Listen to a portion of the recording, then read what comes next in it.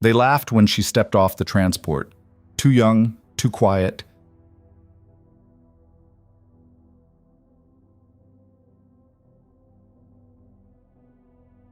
Too small for a battlefield that had already devoured 48 soldiers. Then a calm voice cut through the comms. Viper 9 is online. Seconds later, a single suppressed shot shattered the silence. One enemy sniper, dead before anyone saw him. The mockery died instantly. In the frozen ruins of Kesler Bridge, where buildings stand like gravestones and shadows move with intent, Bravo Platoon is about to learn a brutal truth. The soldier they underestimated isn't just good. She's something else entirely. And the city that swallowed 48 men whole is about to answer back. If you want to see how this story ends, stay with me until the very last word.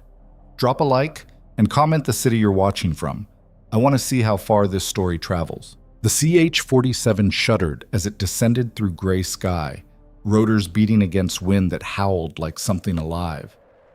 Inside the cargo bay, 13 soldiers sat strapped in, silent, faces hard, eyes distant. Most had seen combat before. Most had lost people. The mission brief was simple: recover what remained of Charlie Company. 48 soldiers had entered Kesler Bridge 3 days ago. 48 had gone silent. No distress calls, no extraction requests, just silence. Staff Sergeant Elias Ward sat near the rear ramp, M4 resting across his lap, studying the frost forming on the interior bulkhead. 22 years in the service, Iraq, Afghanistan, Syria. He knew the difference between quiet and wrong. This felt wrong. Across from him, Corporal Danny Voss was running his mouth as usual. I'm telling you, they got ambushed, Voss said, voice loud enough to cut through the engine noise. Walked straight into a kill box. Probably didn't even know what hit them. Shut it, Voss, said Private First Class Marcus Chen, checking his optic for the third time. What? I'm just saying what everyone's thinking. You don't know what anyone's thinking. Voss grinned, the kind of grin that made people want to hit him. I know you're thinking about that burger joint back at Voss. Captain Rowan Hale's voice wasn't loud, but it cut clean through the noise. The captain sat up front, rifle vertical between his knees, eyes forward. Save it. Voss shrugged, still grinning, and went quiet. The helicopter banked hard left, and through the small windows, Kesler Bridge appeared below, a frozen corpse of a city. Buildings collapsed inward like broken ribs, streets buried under snow that hadn't been disturbed in weeks. No smoke, no movement, just stillness. Ward felt his chest tighten. Then he saw her. She sat alone near the forward bulkhead, small frame nearly swallowed by her gear. Couldn't have been more than 5'4", maybe 120 pounds soaking wet. Dark hair pulled back tight, face pale, expression unreadable. Her rifle, a custom Remington 700 with a suppressor that looked longer than her forearm, rested across her lap like it weighed nothing. She hadn't said a word since boarding. Voss had noticed her too. He leaned toward Chen, voice low, but not low enough. That's our specialist? You gotta be kidding me. Chen didn't respond. She looks like she should be in high school, not a war zone. Ward caught the girl's eyes for a split second. She didn't react, didn't flinch, just looked at Voss the way you'd look at weather, something happening outside your window that didn't concern you. Then she looked away. Voss smirked. Yeah, this is gonna go great. The ramp began to lower before they touched ground, and freezing air rushed in like a fist. The helicopter hovered 3 feet above a snow-covered street, rotors kicking up a white storm. Go, go, go, Hale shouted. They dropped fast, boots crunching into snow, weapons up, fanning out into a perimeter as the Chinook lifted and banked away. The sound of the rotors faded, replaced by wind and the creak of frozen metal. Ward scanned the street, abandoned vehicles half buried in snow, shattered storefronts, a traffic light swaying on a broken cable, red light still blinking uselessly. No bodies, no brass, no blood, just absence. Spread out, Hale ordered, voice calm and clipped. 2-man teams. Chen, you're with me. Ward, take Voss and... Ramirez! Ward finished, nodding toward the young private who looked like he might throw up. And her, Hale added, nodding toward the girl. Ward turned. She was already moving, stepping past him without a word, rifle slung across her chest, eyes scanning rooftops. Hey! Ward called after her. You got a name? She stopped, glanced back. Her voice was quiet, flat. Call signs Viper 9. Real name? She held his gaze for a second, then turned and kept walking. Voss laughed under his breath. Great, we got a ghost. Ward ignored him. Voss, Ramirez, on me. Viper 9, you're with us. They moved in a wedge formation, boots crunching too loud in the silence. Ward took point, Voss on his right, Ramirez on his left. The girl, Viper 9, hung back about 10 meters, moving in the shadows along the buildings, almost invisible. The street opened into a plaza, a fountain in the center, frozen solid, benches covered in snow. Across the plaza, a 3-story building with most of its windows blown out, the last known position of Charlie Company. Ward raised a fist. Everyone stopped. He keyed his radio. Actual, this is Ward. We're at the rally point. No contact, no movement, proceeding to the structure. Copy that, Ward. Stay sharp. They crossed the plaza slowly, weapons sweeping every angle. Ward's breath came out in white clouds. His finger rested on the trigger guard, ready but not committed. Halfway across, Ramirez spoke up, voice shaking. Sergeant, you see that? Ward followed his line of sight. A window on the second floor, dark, empty. See what? Thought I saw... Never mind. Stay focused. They reached the building. The front entrance was a shattered doorway, glass crunching under their boots. Inside, darkness swallowed the light. Ward pulled out his flashlight, mounted it to his rifle, and stepped through. The interior smelled like rust and old concrete. Debris everywhere. Overturned furniture, spent brass casings scattered across the floor, hundreds of them. Jesus, Voss muttered. They put up a fight.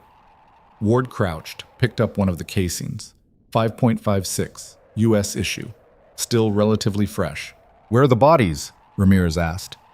Good question. Ward moved deeper into the room, light cutting through the dark. Blood on the walls, drag marks on the floor, but no bodies, not even enemy bodies. Voss, check the back rooms. Ramirez, cover him. What about her? Voss asked, jerking his head toward Viper 9. Ward turned. She wasn't there. Where the hell? Rooftop, came her voice over the radio, calm and detached. Heading to Overwatch. Ward exhaled hard through his nose. Stay on comms. Copy. Voss shook his head.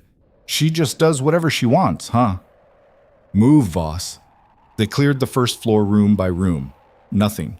Just evidence of a firefight and the ghosts of men who'd been here. The second floor was worse. More blood. More brass. A shattered radio still transmitting static. Ward keyed his radio. Actual, building is clear. No survivors, no bodies, signs of heavy contact, but it's like they vanished. Hale's voice crackled back. Copy. Regroup at the plaza. We'll expand the search grid. Ward was about to respond when Viper 9's voice cut in, sharp and sudden. Contact. Northeast rooftop. 200 meters. Ward's blood went cold. Say again? Single shooter. Elevated position. Watching your 6. How do you... The crack of a suppressed rifle shot echoed across the plaza. Then silence. Ward spun toward the window, heart hammering. Viper 9, report. Nothing. Viper 9, what the hell just... Threat neutralized, she said, voice as calm as before. You're clear. Voss moved to the window, looked out, then went pale. Holy shit! Ward joined him. Across the plaza, on a rooftop barely visible through the snow, a body lay slumped against an air conditioning unit, rifle still in hand. A perfect headshot from over 200 meters in wind and limited visibility. Who the hell is this girl? Ramirez whispered. Ward didn't answer. He was too busy trying to process what he'd just seen. They regrouped in the plaza 5 minutes later. Hale's face was stone. Chen looked shaken. Voss wouldn't shut up. Did you see that shot? I mean, did you actually see it? She put a round through a guy's skull from 2 football fields away in a snowstorm. Voss, I swear to God. I'm just saying, maybe we shouldn't have been laughing at her on the chopper.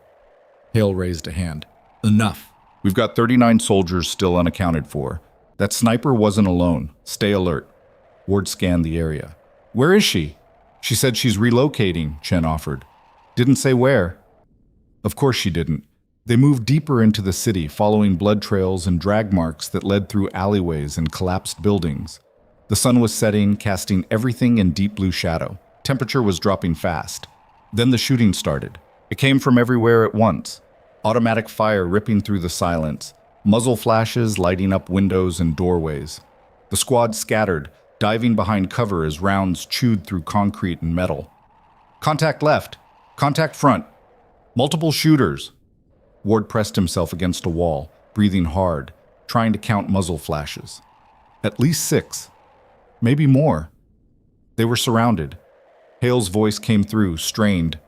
Suppressing fire. Ward, flank right. Ward moved, firing controlled bursts toward a window where he'd seen movement. Brass ejected hot against his cheek. Ramirez was next to him, firing wildly, panicking. Breathe, Ramirez! Controlled bursts! Then, cutting through the chaos, Viper 9's voice. Hold fire. Changing position. What? Ward shouted. We're pinned down. No response. The enemy fire intensified. Ward reloaded, hands shaking from adrenaline, and was about to break cover when... Crack! One of the muzzle flashes went dark. Crack. Another. Crack. Crack. Crack. 3 more in rapid succession, each from a different angle. The enemy fire began to falter, confusion in their movements. Ward risked a glance and saw them trying to reposition, looking for the source of the shots. Crack! A shooter fell from a second-story window, hitting the ground hard. Crack! Another dropped behind a car, rifle clattering across the pavement. In less than 15 seconds, 7 targets had been eliminated. 7 different angles, perfect timing, perfect execution, and no one had seen her fire a single shot. The street went quiet. Ward's ears were ringing. His heart was trying to punch through his ribs.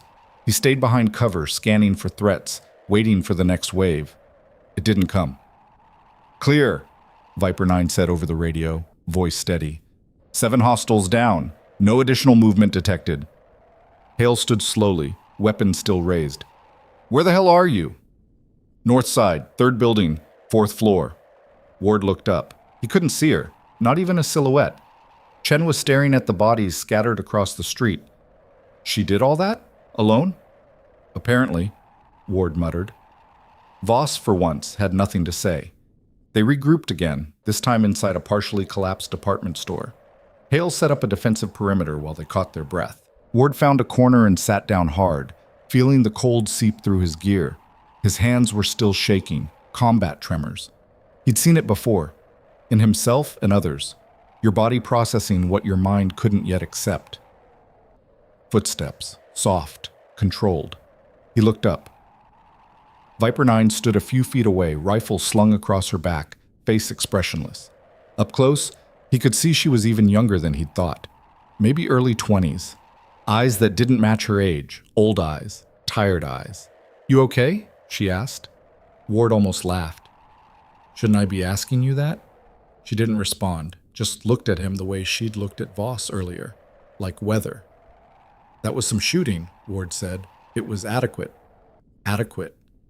You dropped 7 targets in 15 seconds from multiple positions. She tilted her head slightly. 8 seconds. Ward blinked. What? It was 8 seconds, not 15. He stared at her, trying to figure out if she was joking. Her expression didn't change. How long have you been doing this? He asked. Long enough. That's not an answer. I know. She turned to walk away and Ward called after her. Hey, what's your actual name? She stopped, back still to him, silent for a long moment, then, It doesn't matter. And she disappeared into the shadows again. Night fell hard and fast. They set up in a defensible position, a bank building with solid walls and clear sightlines. Hale posted guards, established a watch rotation, and tried to raise command on the radio. Static. Nothing but static. Comms are jammed, Chen said, adjusting frequencies. Or we're too deep in the city. Signal can't get through. Hale's jaw tightened. Keep trying. Ward sat near a window, watching the street below. Snow was falling again, covering their tracks, covering the bodies. Beside him, Ramirez was shaking, not from cold, from fear. First time? Ward asked quietly. Ramirez nodded. You did good. Stayed in the fight. I froze up. I couldn't. You stayed in the fight, Ward repeated, firmer. That's what matters. Ramirez looked at him, eyes wet. Those guys from Charlie Company, you think they're still alive? Ward wanted to lie. Tell him yes. Tell him they'd find everyone. Tell him it would be okay. But he'd never been good at lying. I don't know, he said. Across the room, Voss was cleaning his rifle, movements mechanical, eyes distant. The usual bravado was gone. He hadn't spoken since the ambush. Viper 9 sat alone near the back, disassembling her rifle with practiced efficiency. Ward watched her work. Every movement precise, economic, no wasted motion. She field-stripped the weapon, inspected each component, reassembled it, all in under 2 minutes. Then she did it again. And again. Muscle memory. Or ritual. Maybe both. Hale approached Ward, voice low.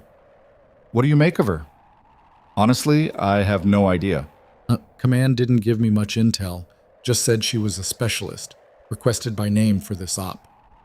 Requested by who? Didn't say. Ward frowned. That doesn't seem strange to you?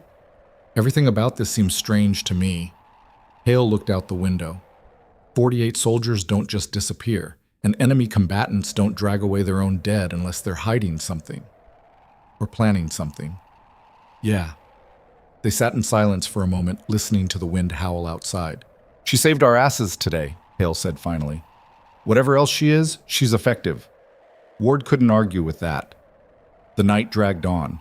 Ward took first watch, eyes scanning the darkness for movement that never came. At 0200, Chen relieved him, and Ward tried to sleep. Tried. Every time he closed his eyes, he saw muzzle flashes, heard the crack of rifle fire, felt the weight of knowing that without Viper 9, they'd all be dead. At 0430, something woke him. Not a sound. The absence of sound. He sat up slowly, hand moving to his rifle. The room was dark except for a single glow stick near the door. Chen was at the window, alert but calm. Ramirez was asleep in the corner. Voss was gone. Ward's pulse spiked. He moved to Chen, tapped his shoulder. Where's Voss? Chen turned, confused. He was just... A scream cut through the night. Not close. Maybe 2 blocks away. Faint but unmistakable. Human. Male. Terrified. Then it stopped. Everyone was awake now, weapons up, moving to windows. What the hell was that? Ramirez whispered. Hale was already on the radio. All units, sound off. Chen here. Ward here. Ramirez here. Silence. Voss, report. Nothing. Voss. Static. God damn it. Hale turned to Ward. When did you last see him? Right before I crashed, maybe 4 hours ago. He took a piss break, Chen said. Said he'd be right back. Hale's face went dark. And you didn't report that? He was only supposed to be a minute. Gear up. Now. We're going to find him. They moved out in full combat formation. Night vision activated, every sense screaming danger. The streets were a maze of shadows and snow. Wards and VGs turned everything green and grainy. They followed Voss's tracks in the snow, easy to spot, moving away from their position toward the eastern district. The tracks ended at an alleyway, then became drag marks. Oh no, Ramirez breathed. They followed the marks around a corner, through a narrow passage, into a courtyard surrounded by high walls. And there, hanging from a streetlight, was Corporal Danny Voss. Ramirez turned and vomited.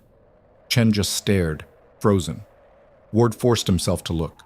Voss's eyes were open, face purple, tongue swollen, hands bound behind his back. A single gunshot wound to the chest, probably what killed him before they strung him up.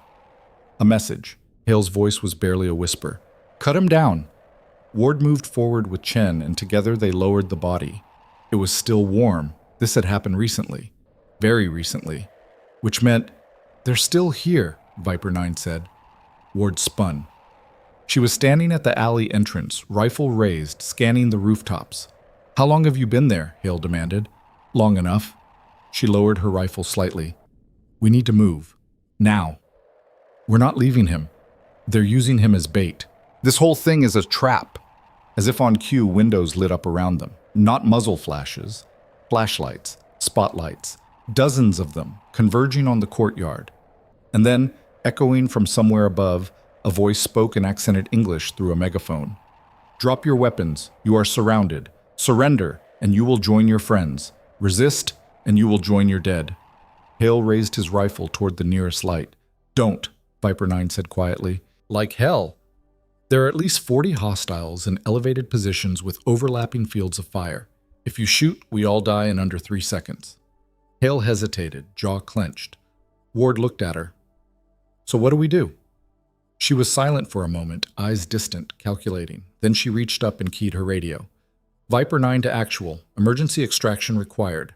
Coordinates to follow. We have approximately 39 POWs and 4 active personnel. Enemy force estimated at battalion strength. Advise immediate QRF and air support." The radio hissed static, no response. She tried again. "Viper, 9 to actual. Do you copy?" Nothing. The voice on the megaphone spoke again. "Your communications are jammed. No one is coming. Drop your weapons." Ward saw Hale's finger tighten on the trigger, saw the desperation in his eyes, the anger. "Captain," Ward said carefully. "She's right." Hale looked at him, betrayed. "We can't fight our way out of this." "So we just give up?" "We stay alive," Viper 9 said, "and we wait for an opening." Hale stared at her for a long moment. Then slowly, he lowered his rifle. "Everyone, stand down." They dropped their weapons one by one. Chen, Ramirez, Ward, figures emerged from the shadows, armed men in mismatched gear, faces covered, moving with military precision. They zip-tied everyone's hands behind their backs, moving fast and efficient. One of them reached for Viper 9. She didn't move, didn't resist. Just stood there, eyes locked on the man, expression unreadable. He hesitated, just for a second. Then he zip-tied her wrists and shoved her forward. They were marched out of the courtyard, through streets Ward didn't recognize, deeper into the dead city. The snow had stopped. The sky was beginning to lighten, dawn approaching. They entered a large building, looked like an old factory. Inside, the space opened into a massive warehouse. And there, lined up against the far wall, kneeling with hands bound and bags over their heads, were the missing soldiers from Charlie Company. 39 of them. Alive. Ward's chest loosened slightly. They were alive. Hale was shoved to his knees beside them. Then Chen, Ramirez, Ward. Viper 9 was placed at the end of the line. The enemy soldiers stood in formation, weapons trained on the prisoners. One man stepped forward, older, graybeard, eyes hard. "You have cost us resources," he said in heavily accented English. "Killed our men, disrupted our operations." He walked slowly down the line. "For this, there will be consequences." He stopped in front of Hale. "You are the leader, yes?" Hale said nothing. The man smiled. "It does not matter. You will all die the same." He raised his hand, and 6 soldiers stepped forward, rifles aimed. Ward's heart was hammering. This was it. Execution. No trial. No mercy. The man lowered his hand. And Viper 9 spoke. "You made a mistake." Everyone turned. She was still kneeling, hands bound, but her voice was calm, conversational. The man approached her slowly. "What did you say?" "I said you made a mistake." He crouched in front of her. "Enlighten me." She looked at him with those old, tired eyes. "You let me live this long?" For a moment, no one moved. Then chaos erupted. The factory's lights exploded in a shower of sparks, every single one, simultaneously, plunging the space into darkness. Gunfire erupted, but not from the execution squad. From outside, precision shots taking out sentries, guards, anyone near a window. Ward hit the ground, hands still bound, as bullets screamed overhead. He heard shouting in multiple languages, heard men dying, heard the distinctive crack of a suppressed rifle cutting through the noise again and again. Then hands grabbed him, cut his zip ties free. "Stay down!" Chen's voice. Ward grabbed his rifle from where it had been piled, clicked on his weapon light, and swept the room. Bodies. Everywhere.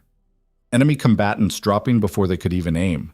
And there, moving through the chaos like a ghost, was Viper 9. Hands free, rifle in hand, hood gone. She moved with surgical precision, firing, moving, firing again. No wasted motion, no hesitation. Ward realized with cold clarity she'd planned this, all of it. Let herself get captured. Let them bring her exactly where she needed to be, to where the prisoners were. "Get them out!" Hale was shouting, cutting zip ties off the captured soldiers. "Move, move!" Ward helped pull men to their feet, pushing them toward the exit Chen had blown open with a breaching charge. They stumbled, weak, disoriented, but alive. The enemy was regrouping, falling back to defensive positions, trying to mount a counterattack. Viper 9 was already ahead of them. She'd climbed to a catwalk overlooking the warehouse, firing down into their positions. Every shot found its mark. Every target dropped. Then Ward saw it. 3 enemy soldiers moving up the stairs behind her. She was focused forward, didn't see them. "Viper 9, 6 o'clock!" She spun, but they were already firing. Ward saw her twist, saw blood spray from her shoulder, saw her stumble back against the railing. Then she steadied herself, raised her rifle one-handed, and fired 3 times. 3 shots. 3 kills. She swayed, gripping the railing with her good hand. "I got her!" Ward shouted, sprinting for the stairs. The warehouse was clearing out, prisoners evacuating, enemy forces in retreat. By the time Ward reached the catwalk, Viper 9 was sitting against the wall, breathing hard, hand pressed to her shoulder, blood seeped between her fingers. "You hit bad?" Ward asked, kneeling beside her. "I'm functional." "That's not what I asked." She looked at him, and for the first time he saw something in her eyes. Not pain, not fear, exhaustion. "I need to get higher," she said. "Higher? You need a medic." "No." She struggled to her feet, swaying. 3 strongholds. East, south, west. "They'll execute the prisoners if we don't—" "We got the prisoners out." "Not all of them." She pulled out a small tablet. Where the hell had she been hiding that? And showed him thermal imaging. Building 3. Basement level. 8 more. They're running out of time. Ward stared at the screen, then at her bleeding shoulder, then back at the screen. "You can't—" "Cathedral," she said, already moving toward a ladder. "Highest point in the city. I can reach all 3 positions from there." "You're injured." She looked back at him, and this time there was something almost like a smile. "I've been worse." And she started climbing. Ward watched her disappear into the darkness above, then keyed his radio. "Hale, we got a problem." Hale's voice crackled back through the static, sharp with disbelief. "Say that again?" Ward pressed himself against the factory wall, watching the ladder where Viper 9 had disappeared into the superstructure above. "She's going for elevated position. Says there are 8 more prisoners in a basement somewhere. 3 enemy strongholds have them pinned." "She's hit, Ward. I saw the blood." "I know. So stop her." Ward looked up at the darkness above him, then back at the chaos of the warehouse floor. Prisoners were still stumbling out, supported by Chen and Ramirez. Some could barely walk. Most looked like they hadn't eaten in days. "I don't think anyone stops her, sir." Silence on the other end. Then, "Where's she headed?" "Cathedral, center of the city." More silence. Ward could hear Hale breathing, calculating, weighing options that all felt wrong. "That's over 800 meters from here," Hale said finally. "Through hostile territory. Injured. Alone." "Yes, sir." "And she thinks she can hit 3 targets from there?" Ward remembered the shot in the plaza. 200 meters through snow and wind. Headshot. First round. "Yes, sir," he said again. Hale exhaled hard. "Then we better make sure she gets there. Regroup at the north exit. We're moving in 5. Ward shouldered his rifle and headed for the rendezvous point, stepping over bodies and spent brass. The factory was a slaughterhouse now. He counted at least 30 enemy dead, most from precision rifle fire. A few from the breaching charges Chen had rigged during the confusion, but it was the ones killed by Viper 9 that stood out. Single shots. Center mass or head. No follow-ups needed. No wasted ammunition. Clinical, efficient, cold. He found Chen helping an older sergeant from Charlie Company toward the exit. The man's face was bruised, one eye swollen shut, limping badly. "Can you walk?"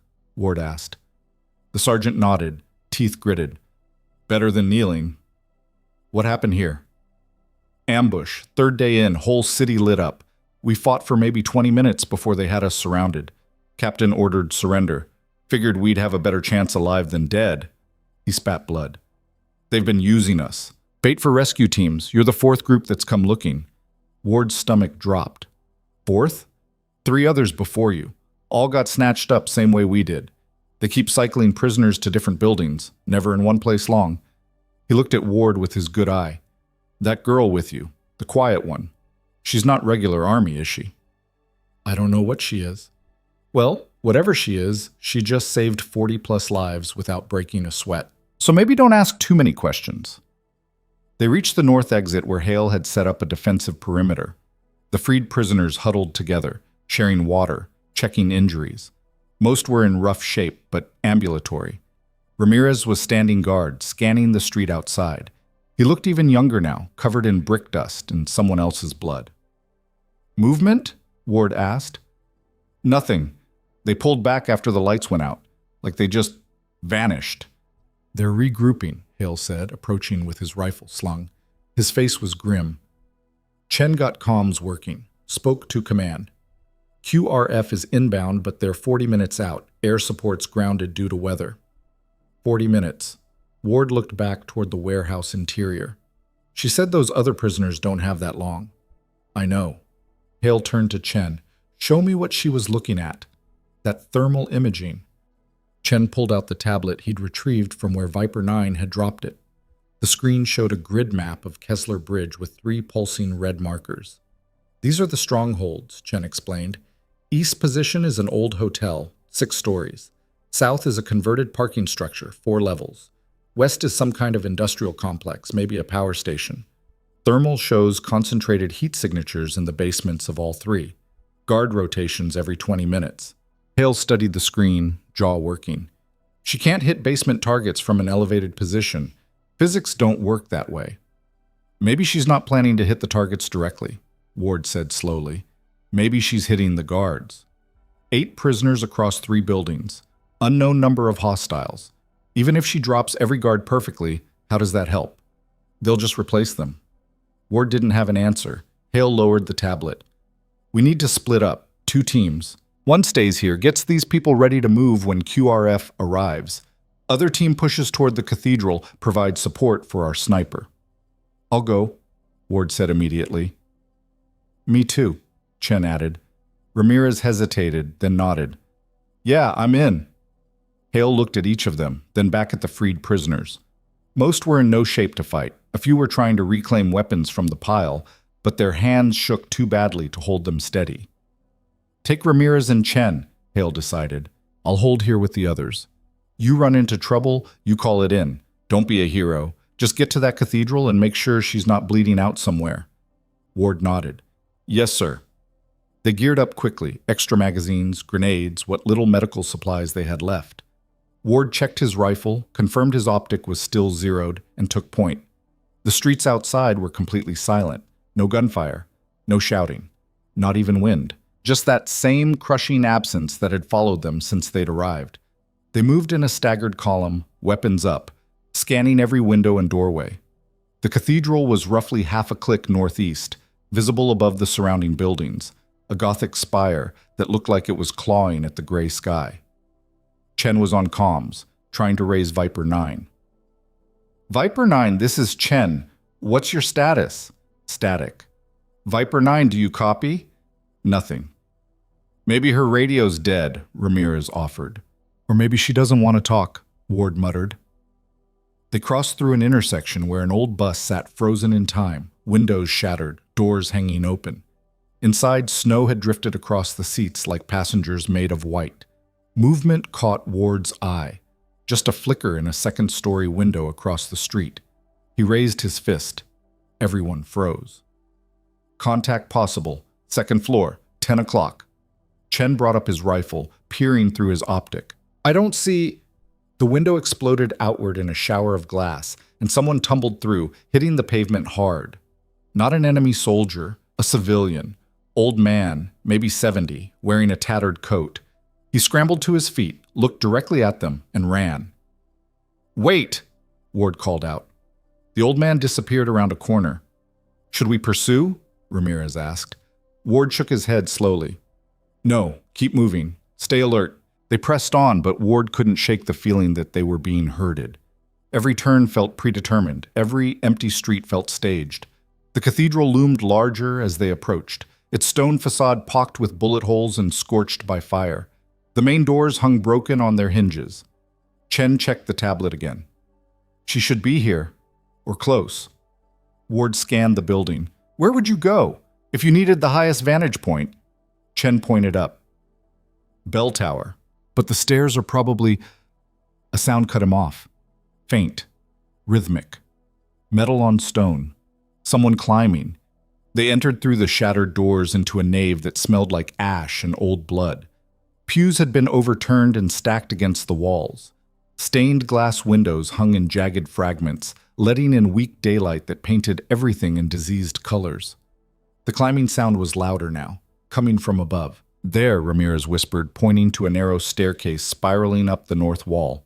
They climbed single file, weapons ready, each step echoing too loud. The stairs were steep and uneven, some cracked or missing entirely. Ward's legs burned by the third landing. At the fourth, they found blood. Fresh. Still wet. A handprint on the wall where someone had steadied themselves. She's hurt worse than she let on, Chen said quietly. They climbed faster. The stairs ended at a small door, partially open. Beyond it, wind howled through an opening that led to the bell tower platform. Ward went through first. The platform was maybe 20 feet across, surrounded by a low stone wall. 3 massive bells hung silent in their frames. And there, kneeling at the eastern edge, rifle rested on a bipod, was Viper 9. Her left shoulder was soaked with blood. Her face was pale, lips almost blue from cold, but her hands were steady on the rifle, eye pressed to the scope. "Took you long enough," she said without looking back. Ward approached slowly, like she was a wild animal that might bolt. "You need medical attention. I need you to be quiet. You're bleeding out." Flesh wound, missed the artery. She adjusted the scope, breathing slow and controlled. "I've had worse." Chen and Ramirez came through the door behind Ward, taking up positions near the other bells. Can you even see the targets from here?" Chen asked, peering over the wall. "No." "Then what? I'm not shooting targets, I'm shooting problems." She keyed her radio with her good hand. "Viper 9 to actual, in position, standing by for execute order." Hale's voice came back immediately. "Negative, Viper 9. QRF is 35 minutes out. Hold position and wait for support." "Prisoners don't have 35 minutes. That's an order." She didn't respond, just kept her eye pressed to the scope, fingers resting lightly on the trigger. Ward moved closer, crouched beside her. Up close, he could see her shoulder wound was worse than she'd admitted. The bullet had torn through muscle, possibly clipped bone. Blood was seeping through the makeshift bandage she'd wrapped, probably torn from her own shirt. "Why won't you wait?" he asked quietly. "Because I know what they do when they think they're losing." Her voice was flat, factual. "When rescue gets close, they execute prisoners. Standard counterinsurgency protocol. Deny the enemy assets." "You can't know that." "Yes, I can." Something in her tone made Ward's skin crawl. Not anger, not fear, certainty born from experience. "How many times have you done this?" he asked. "Done what?" "This. Rescue ops, sniper support, whatever this is." She was silent for a long moment, eyes still locked on the scope. "Enough times to know how it ends if I wait." Chen was studying the tablet, comparing it to the view from the tower. "Even if you can see the guards, the angles are wrong. You can't shoot into a basement from up here, and you definitely can't hit 3 separate buildings in time to prevent executions if they're coordinated." "I'm not shooting into the basements." She reached into a pouch on her vest, pulled out what looked like a small detonator. "I'm creating openings." Ward stared at the device. "When did you have time to—" "While you were cutting zip ties." She set the detonator on the stone beside her rifle. "I marked the support structures in all 3 buildings during the initial reconnaissance. Structural weaknesses. Load-bearing walls already compromised by previous combat damage." "You're going to collapse the buildings?" Ramirez's voice pitched up. "With prisoners inside?" "Partial collapse. Controlled. Just enough to create confusion and access points for ground teams." She glanced back at them for the first time. You didn't think I was doing this alone, did you? Ward felt cold understanding settle in his chest. You were stalling in the warehouse. You let them capture us so you could plant charges. And recon the prisoner locations, and identify enemy force composition, and eliminate their command structure. She turned back to the scope. Multi-purpose operation. You used us as bait, Chen said, voice tight. I used a tactical opportunity. People died. Fewer than would have died otherwise. Her tone didn't change. Still flat. Still factual. Voss made a mistake, broke protocol, left his position without proper coverage. That's on him, not me. Ward saw Ramirez's hands clench into fists, saw Chen's jaw work with barely contained rage. Stand down, Ward said quietly. She just said, I know what she said. Stand down. Chen looked like he wanted to argue, but after a moment he backed off. Ward studied Viper 9's profile. Young face, old eyes, blood seeping through bandages she'd tied herself. Kneeling in freezing wind without a word of complaint, ready to make shots that should be impossible. What's the plan? He asked. She reached for the tablet, pulled up a tactical overlay. 3 teams, simultaneous entry. I collapse the structures, you breach and extract. Timing has to be exact. 30-second window between collapse and enemy response. 3 teams? There's 4 of us. Hale brings the freed prisoners. Some of them can still fight. Some can barely walk. Then they provide covering fire while the ones who can walk do the extraction. She zoomed in on the eastern building. Hotel goes first, weakest structure, single support beam holding up the east wing. I put a round through it, whole section drops. Guards scramble to respond, your team goes in through the new access point. And if the collapse kills the prisoners? It won't. They're in the west basement section. Collapse is designed to drop the east wing only. Ward shook his head slowly. You can't guarantee that. No, but I can calculate probability.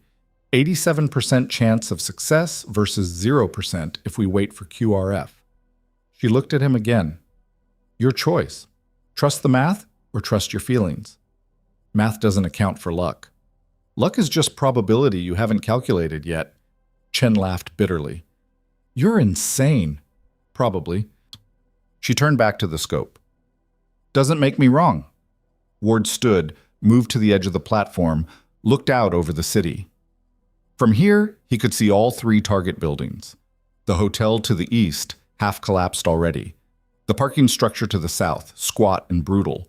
The power station to the west, smokestacks reaching toward dead sky. Somewhere in those buildings, 8 soldiers were waiting to die. He keyed his radio. Hale, it's Ward. You need to hear this. It took 10 minutes to explain the plan. Hale listened without interrupting, which was somehow worse than if he'd argued. When Ward finished, silence stretched across the channel. Finally, this is the most reckless thing I've ever heard. Yes, sir. And you think it'll work?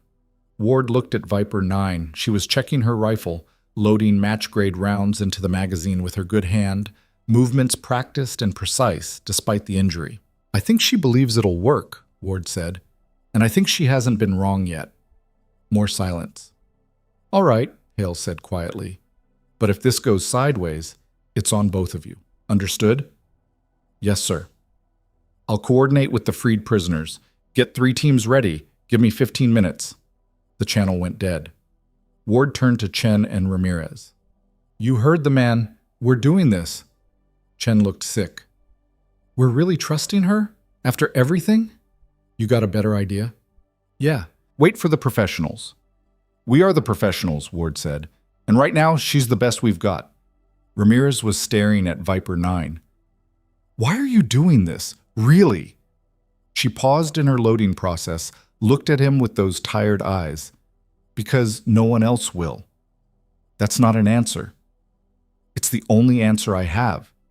She finished loading, chambered around, and settled back into position behind the rifle. The wind picked up, howling through the bell tower, making the massive bells sway slightly on their frames. The temperature was dropping. Ward could see his breath. How's the shoulder? He asked. Functional. You keep saying that. Because it keeps being true. He crouched beside her again. When this is over, you're getting proper medical attention. Non-negotiable. When this is over, I'll be gone. Gone where? She didn't answer, just adjusted the scope, compensating for wind. Ward studied her hands. They were small, almost delicate, but the calluses told a different story. Years of holding rifles, years of pulling triggers. How old are you? He asked. Old enough? For what?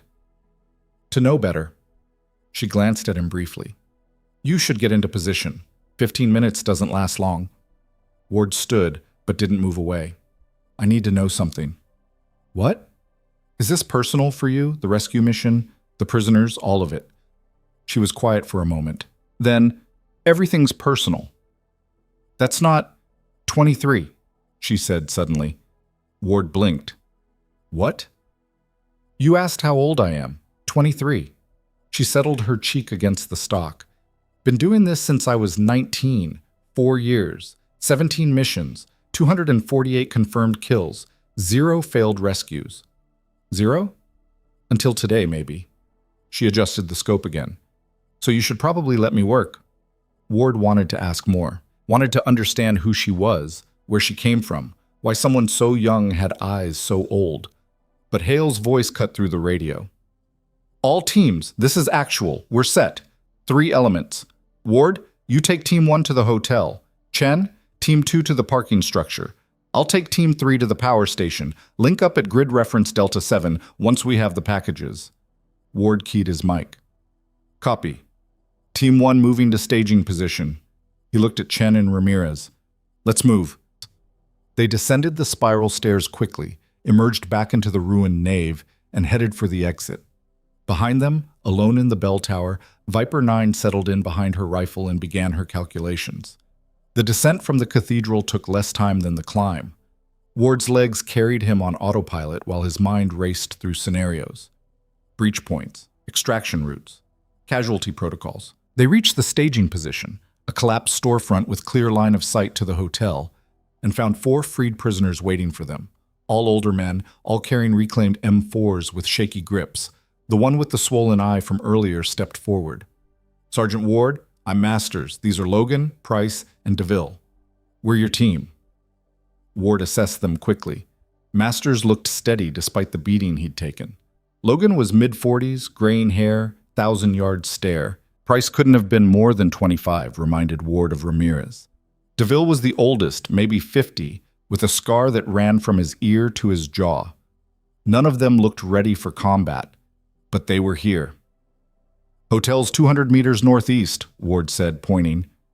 6-story structure, east wing compromised.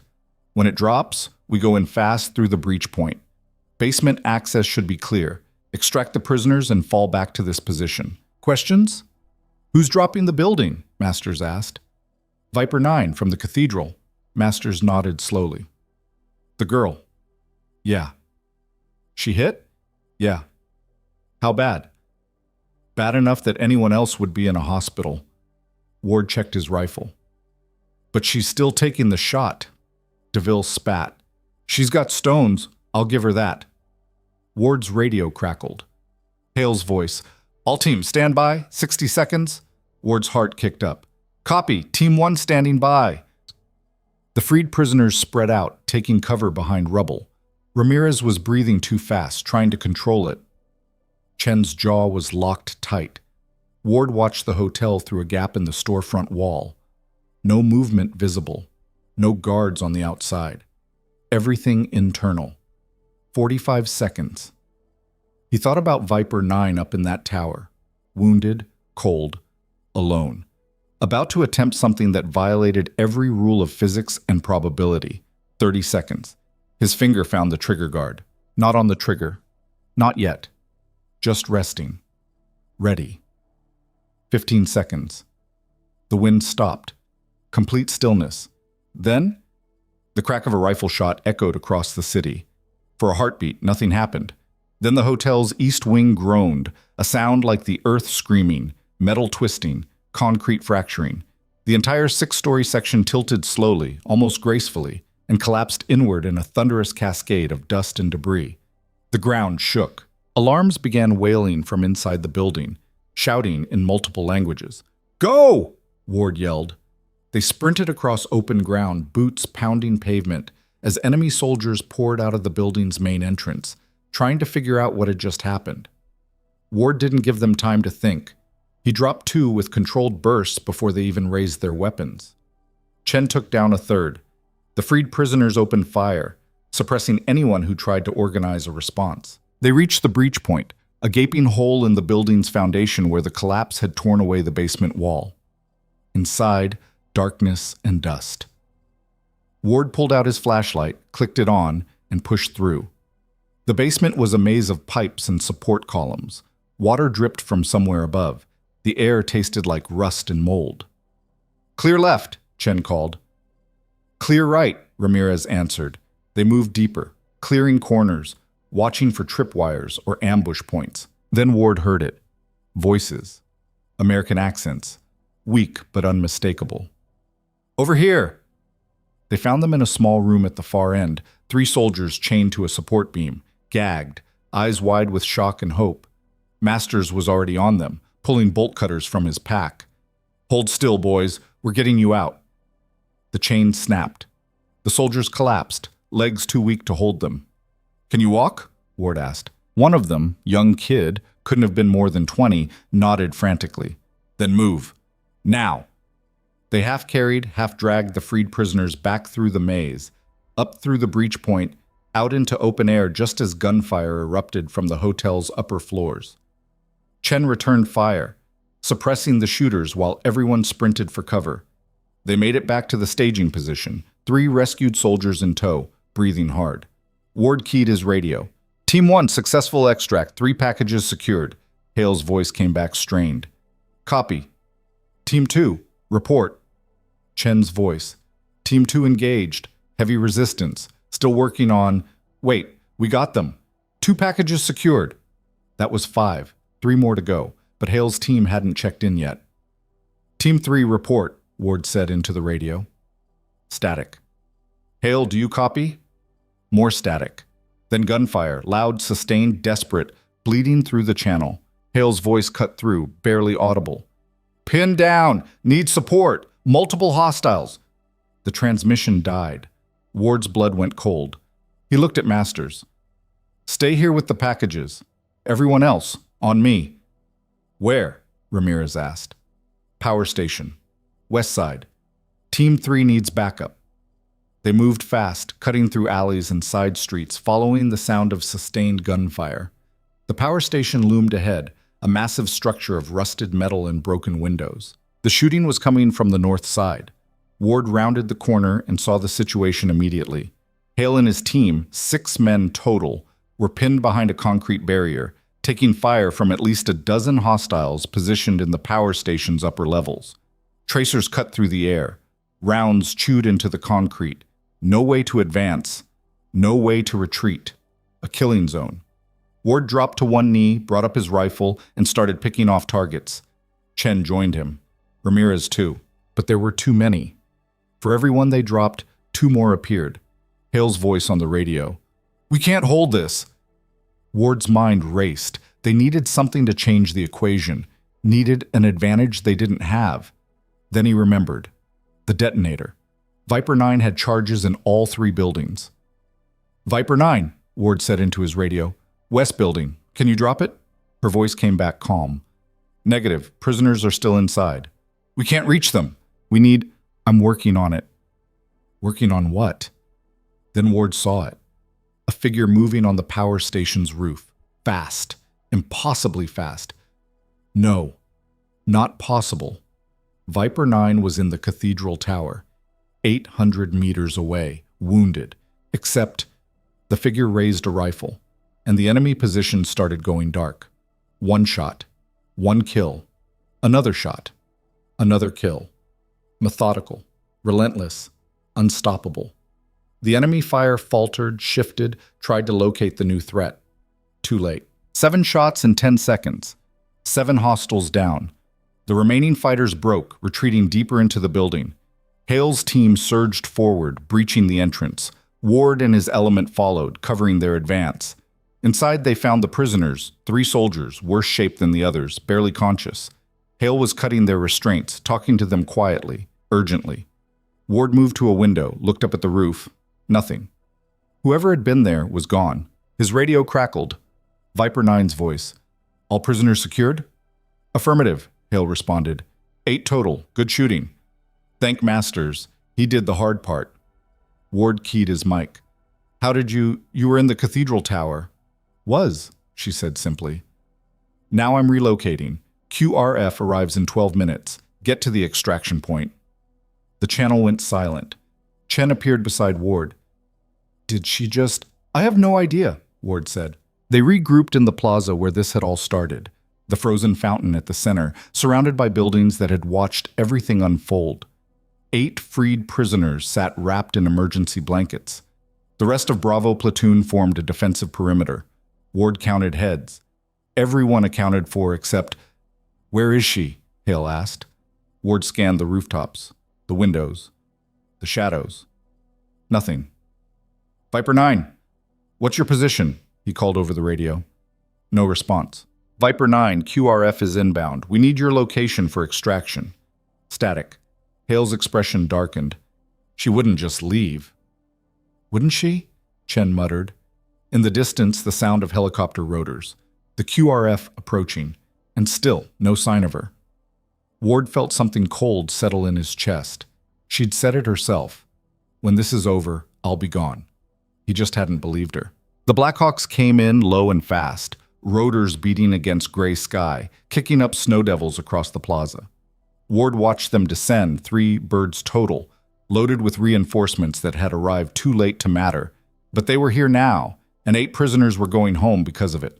The lead helicopter touched down first, and a colonel emerged. Older guy, buzz cut going silver, face carved from granite. He strode toward Hale with the kind of authority that made everyone straighten up without being told.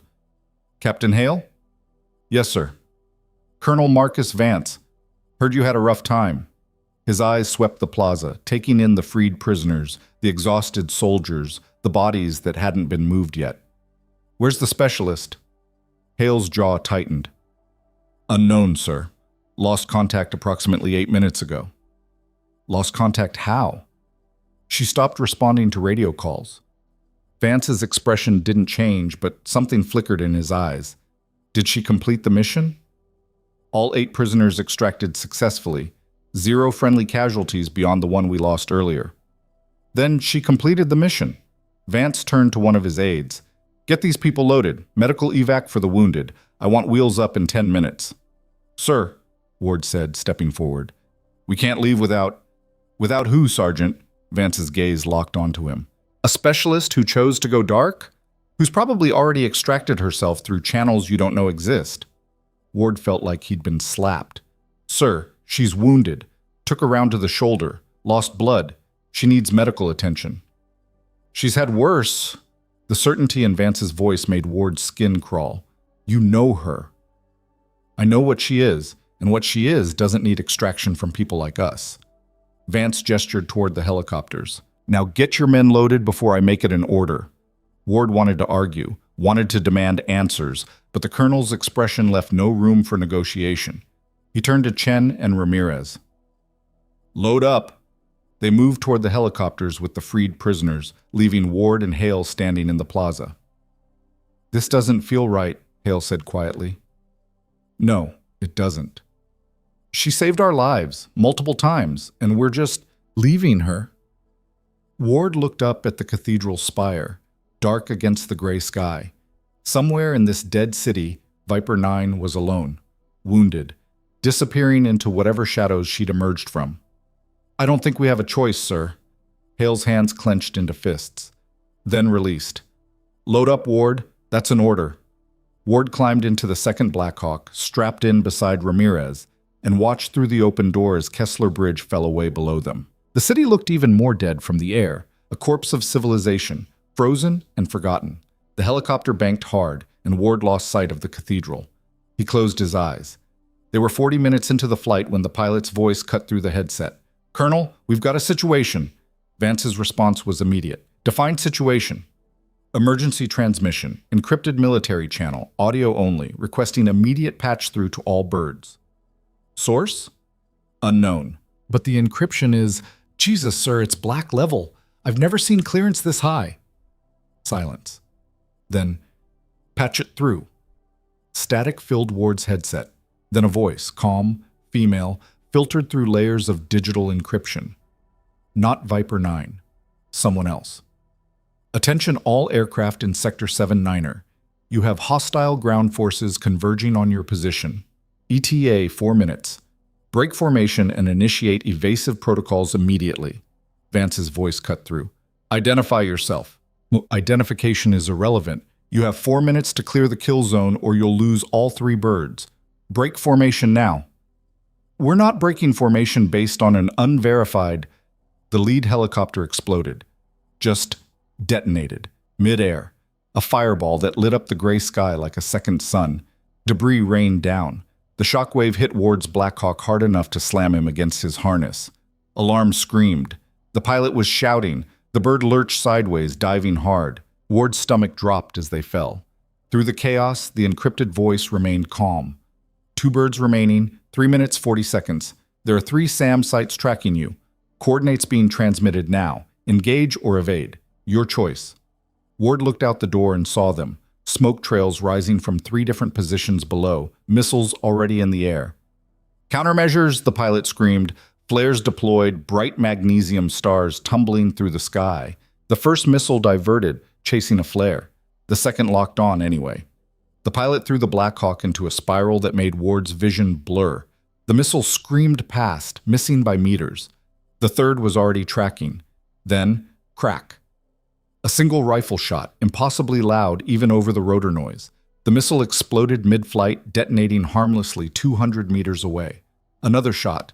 A second missile down. Ward pressed his face against the window, trying to see where the shots were coming from. There, on a ridgeline maybe half a click away. A figure. Small. Alone. Rifle raised. The third missile was closing fast on the remaining Blackhawk. Final shot. The missile's engine died and it tumbled harmlessly into the snow below. The encrypted voice came through again. SAM sites neutralized. You're clear to proceed. Recommend immediate altitude increase and course correction to heading 270. Vance's voice was granite. Who the hell are you? Someone who just saved your life. You're welcome. I want a name. No, you want answers, but you're not cleared for them. A pause. Tell Sergeant Ward that Viper 9 sends her regards. The channel went dead. Ward's heart was hammering so hard he thought it might crack his ribs. He looked at the others in the helicopter. Chen's face was white. Ramirez looked like he might pass out. The pilot's voice was shaking. Sir, should I follow the recommended heading? Vance was silent for a long moment. Do it. They climbed hard and fast, gaining altitude, banking west. Below, Kesler Bridge disappeared behind a wall of gray cloud. And somewhere down there, in the frozen ruins, Viper 9 was still hunting. The flight back to base took another 90 minutes. No one spoke. The silence in the helicopter was heavy, suffocating, broken only by the steady rhythm of the rotors. Ward kept replaying it in his head. The explosion, the missiles, the shots, 3 moving targets, 3 perfect hits from over half a kilometer away. While wounded. Who was she? They touched down at Forward Operating Base Stryker just after 1600 hours. Medical teams were already waiting, rushing toward the freed prisoners as soon as the doors opened. Ward climbed out, legs unsteady, and watched the organized chaos of the landing zone. Stretchers, IV bags, shouted medical terminology he didn't understand. Colonel Vance strode past without a word, heading toward the command building. Hale gathered what remained of Bravo platoon, Ward, Chen, Ramirez, and Masters. Debrief in 30 minutes. Get cleaned up. Get food. Try to remember you're still alive. They scattered toward the barracks, but Ward couldn't make himself move. He stood in the center of the LZ, staring at nothing, feeling the weight of the last 12 hours settling onto his shoulders. Hey. He turned. Chen stood a few feet away, still covered in dust and blood. You good? Chen asked. No. Yeah, me neither. Chen looked back at the helicopters. She shot down 3 missiles, mid-flight, while we were moving, in wind. I know. That's not possible. I know. So what the hell is she?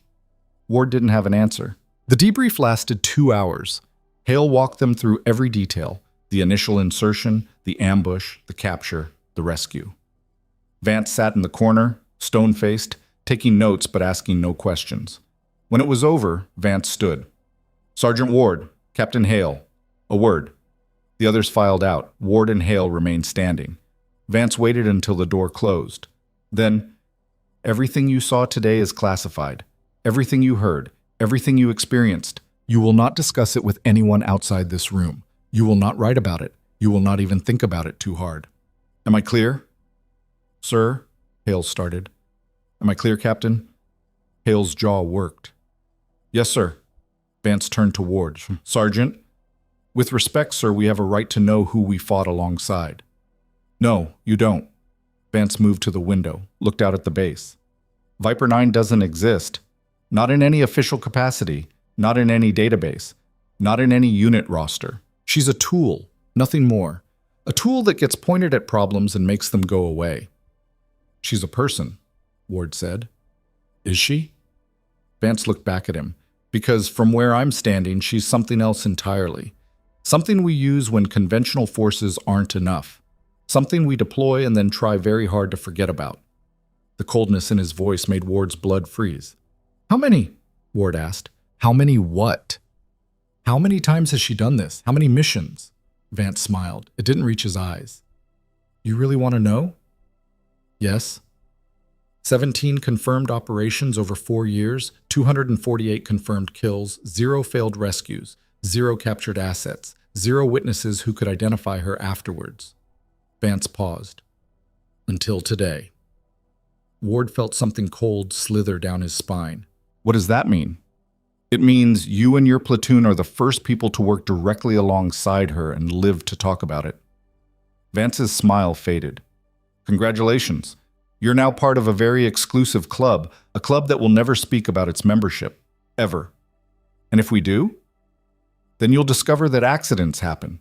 Training incidents, mechanical failures, unfortunate coincidences that result in closed casket funerals and grieving families who never learn the truth."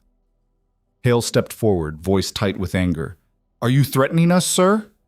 "I'm educating you, Captain, about how the world actually works, about the things that happen in shadows so people like you can sleep at night." Vance headed for the door, then paused. "Viper 9 saved your lives today, multiple times. The appropriate response is gratitude, not curiosity. Learn the difference." He left. Ward and Hale stood in silence. Finally, Hale spoke. "That was... yeah. We should... yeah." But neither of them moved. Ward thought about the girl in the helicopter, the one who'd sat alone, silent, while everyone mocked her. The one who'd disappeared into ruins and emerged as something else entirely. The one who'd saved 48 lives and then vanished like smoke. "She's still out there," Ward said quietly. "Wounded, alone." "I know. We should... we can't." Hale's voice was heavy. "You heard Vance. We try to find her. We become problems, and problems get solved." Ward knew he was right, knew that pushing this would end badly for everyone involved, but it still felt like abandonment. 3 days later, Ward was in the mess hall, pushing food around a tray he had no interest in eating, when Chen sat down across from him. "You hear?" Chen asked. "Hear what?" "Ramirez is being transferred. Immediate reassignment to a training battalion stateside. Effective tomorrow." Ward's chest tightened. "Why?" "Officially, stress-related medical discharge. Unofficially..." Chen lowered his voice. "He talked to his girlfriend back home, told her about the mission, about the girl. Someone overheard." "Jesus." "Yeah." Chen pushed his own food around. "Masters got transferred too, and Logan, and 3 others from the freed prisoners, all scattered to different bases. No communication between them. They were being silenced, separated, isolated, making sure the story couldn't be corroborated." "What about us?" Ward asked. "We're still here, for now." Chen looked at him. "You thinking about talking?" "No?" "Good, because I want to make it home alive." Ward understood the message. Stay quiet. Move on. Forget. Except he couldn't forget. He dreamed about her every night. Not nightmares, just Images. The calm voice cutting through chaos. The impossible shots. The blood seeping through makeshift bandages. The tired eyes that had seen too much. A week after their return, Ward was called to Vance's office. The colonel sat behind his desk, reading a file. He didn't look up when Ward entered. "Sit." Ward sat. Vance continued reading for another minute, then closed the file and met Ward's eyes. "You're being reassigned." Ward's stomach dropped. "Sir?" "Effective immediately. You're going to Fort Benning, instructor position, training the next generation of NCOs." Vance slid a folder across the desk. "Congratulations on your promotion to staff sergeant." Ward stared at the folder. "Promotion. Stateside assignment. Cushy instructor job. All the things a career soldier should want." "And if I refuse?" he asked. "You won't." "You're very sure of that?" "I am." Vance leaned back. "Because you're smart enough to recognize a gift when it's offered. Smart enough to know when to stop asking questions. Smart enough to understand that some doors, once opened, can't be closed again." Ward picked up the folder. "This is a bribe. This is a reward for service rendered and discretion maintained." Vance's expression softened slightly. "You're a good soldier, Ward. You did everything right in Kesler Bridge. Kept your men alive, followed orders, adapted to circumstances. That's worth something. And Viper 9 doesn't concern you anymore. She saved my life. Then honor that by living it, fully, without looking over your shoulder." Vance stood. "You ship out in 48 hours. Dismissed." Ward stood, folder in hand, and turned to leave. "Sergeant?" He stopped. "She told me something once," Vance said quietly. "After a particularly difficult mission, I asked her why she kept doing it, kept going into impossible situations, kept risking everything for people who'd never know her name." Ward waited. She said, "Because someone has to, and no one else will." Vance looked out the window. "Remember that. When you're teaching those kids at Benning, when you're showing them how to stay alive, remember that somewhere out there, someone's doing the impossible, so they have a chance to survive the probable." Ward nodded slowly, then left. 2 days later, he was on a transport headed stateside. Chen and Ramirez were already gone. Hale had been promoted to major and reassigned to a desk job in Germany. Bravo platoon was scattered to the winds, and the story of Kesler Bridge was being quietly erased. But Ward couldn't erase it from his mind. He thought about her constantly. Wondered if she was okay, if she'd gotten medical attention, if she was out there right now, somewhere in the world, doing impossible things for ungrateful people. 6 months later, Ward was settling into his new role at Fort Benning when he got a package. No return address, no postmark, just a plain brown box left at his apartment door. He opened it carefully. Inside, a single item, a spent rifle casing, .308 caliber, match grade. On the bottom, scratched in tiny letters, VPR 9. And underneath that, 3 words, "Thank you, stay safe." Ward held the casing in his hand, feeling its weight, understanding the message. She was alive. She was out there. And she remembered. He placed the casing on his desk where it caught the morning light, then got back to work. Because someone had to teach these kids how to survive, and now he knew why it mattered. 3 years passed. Ward made staff sergeant, then sergeant first class, trained hundreds of soldiers, sent them off to wars in places he'd never heard of. Some came back, some didn't. He never forgot Kesler Bridge, never forgot the girl who'd saved his life. And then, on a Tuesday afternoon in October, he saw her again. He was in the PX buying coffee when he noticed someone in the back corner. Small frame, dark hair, moving with that same economical precision he remembered. His heart stopped. She was looking at magazines, face partially hidden behind a hoodie, but he'd recognize her anywhere. Ward approached slowly, not wanting to startle her. "Viper 9?" She looked up. Same tired eyes, same expressionless face, but older somehow, more worn. She studied him for a moment, then, "Sergeant Ward, you remember." "I remember everyone." She set down the magazine. "How's Benning treating you?" "Better than Kesler Bridge." A ghost of a smile touched her lips. "Most places are." They stood in silence for a moment, 2 people who'd shared something impossible and survived. "The shoulder?" Ward asked, gesturing. She rolled her left shoulder slightly. Healed, mostly. Mostly? I can still shoot, that's all that matters. Of course it was. Are you... Ward hesitated. Are you still doing it, the missions? When they need me. And when they don't need you? I try to remember what normal feels like. She picked up the magazine again. Doesn't usually work. Ward wanted to ask 1,000 questions. Wanted to know her real name, her story, everything Vance had refused to tell him, but he could see it in her eyes. The walls, the distance, the space she kept between herself and the world. So instead he just said, "Thank you for the casing, for everything." She nodded once. "You're welcome. If you ever need anything, I won't. But if you do, I know where to find you, Sergeant." She moved toward the exit, then paused. "Keep training them. The good ones. The ones who listen. The world needs more people like you." "What about people like you?" She looked back, and for just a second, the mask slipped. He saw the exhaustion, the loneliness, the weight of carrying impossible things alone. "The world doesn't need more people like me," she said quietly. "It just needs people like me to keep the monsters away long enough for people like you to build something better." Then she was gone. Ward stood in the PX holding his coffee, watching the space where she'd been. He never saw her again. But sometimes, late at night, he'd hold that rifle casing and remember. Remember the frozen city. Remember the impossible shots. Remember the girl who'd carried the weight of the world on shoulders too small to bear it. And he'd teach his students everything he could. Because somewhere out there, in shadows and silence, Viper 9 was still fighting, still saving lives, still doing the impossible. While the rest of the world slept peacefully, never knowing the price of their comfort. Ward set down his coffee and picked up the next class roster. 20 new recruits, 20 more chances to make a difference. He got back to work, because someone had to. And now he understood why.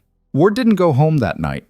He drove to a bar 20 miles outside the base, the kind of place where soldiers went when they wanted to forget they were soldiers. He ordered whiskey and sat in a corner booth, turning that rifle casing over and over in his fingers. The encounter kept replaying in his head. Her voice, her eyes, the way she'd looked at him like they'd shared something sacred and terrible. "The world doesn't need more people like me." He downed the whiskey, ordered another. His phone buzzed. Text message from an unknown number. "Same booth, tomorrow, 1400, come alone." Ward stared at the screen. No signature, no context, but he knew who it was from. He showed up 15 minutes early, ordered coffee he didn't drink, and waited. She appeared exactly at 1400, sliding into the booth across from him like she'd materialized from shadow. No hoodie this time, just dark clothes, hair pulled back, face clean of makeup or pretense. Up close, in daylight, she looked even younger than he remembered, but the eyes were still old. "You came," she said. "You asked." "I suggested. There's a difference." Ward set down his coffee. "Why am I here?" She was quiet for a moment, hands folded on the table. Small hands, delicate. Hands that had killed hundreds without hesitation. "Because you deserve answers," she said finally, "and because I'm tired of carrying them alone."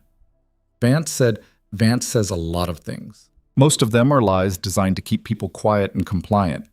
She leaned back. "You want to know who I am? Really?" "Yes." "Why?" Ward hadn't expected the question. He thought about it. "Because you saved my life. Because you saved 48 lives. Because everyone acts like you're a ghost, and ghosts don't bleed. But I did bleed." "You did." She nodded slowly. "All right. But once I tell you, you can't unhear it. And what you do with the information afterwards, that's on you." "Understood." She looked around the bar, empty except for the bartender and a drunk sleeping in the corner, then back at Ward. "My real name is Cara Sloan. I'm 26 years old. I was born in a town called Millbrook, Virginia. Population 3,000. My father was a machinist. My mother was a teacher." She paused. "Both dead now." Ward waited. "I enlisted at 17, lied about my age. Recruiter knew but didn't care. They needed bodies. I scored high on the marksmanship tests. Highest they'd seen in years, so they pushed me towards sniper school. She traced a pattern on the table with her finger. I excelled, top of my class. Graduated at 19. That's young. Everything about my life has been young. She met his eyes. First deployment was Afghanistan. I was 20, 3 tours, 97 confirmed kills, then Syria, then Libya, then places that don't have names on maps. And somewhere in there you became Viper 9. Somewhere in there, I stopped being Cara Sloan and became something useful. Her voice was flat, factual. They recruited me for a program. Black budget. No oversight. Officially doesn't exist.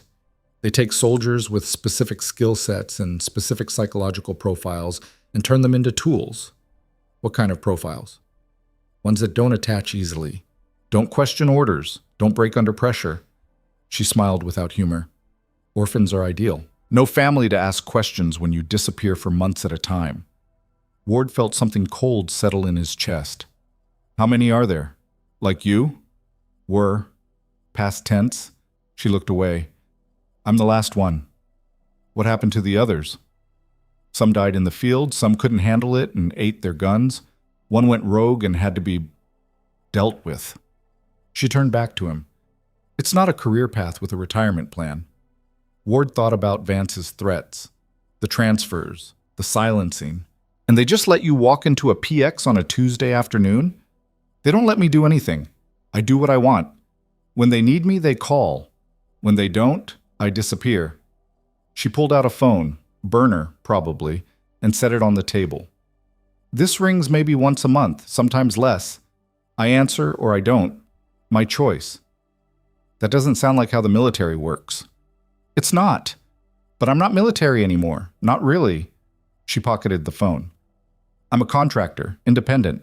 They pay me per mission. Deposit goes into an account I'll never access because I'll probably be dead before I'm 30. The casual way she said it made Ward's stomach turn. You don't have to do this, he said. Yes, I do. Why? Because I'm very good at one thing, and that one thing saves lives. She leaned forward.